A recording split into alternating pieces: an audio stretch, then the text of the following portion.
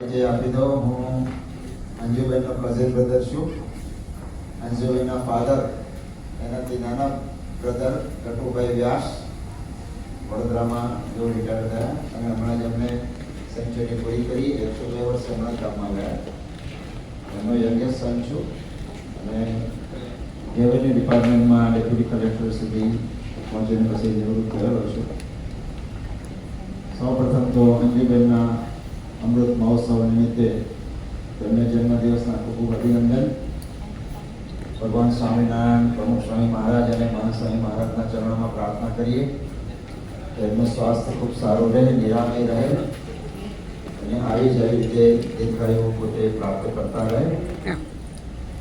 આ પરિવાર સાથે અને અમારા પરિવારનું ખૂબ જ એવું બોન્ડિંગ રહ્યું છે. એટલે આજે 3rd જનરેશન ચાલે છે. આમ તો 4th જનરેશન ચાલે છે પણ 3rd જનરેશન સુધી એવું ને એવું બોન્ડિંગ રહ્યું છે.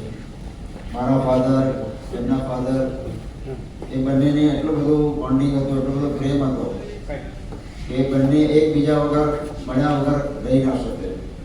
વર્ષો પહેલા જ્યારે મારા ફાધરને ક્રિકેટનો બહુ શોખ, એટલે વર્ષો પહેલા જ્યારે TV was considered as luxury અને હરિયામાં એમના ઘરે જ એક જ ઘેર ટીવી, બીજા કોઈ ઘરે ટીવી ના મળે.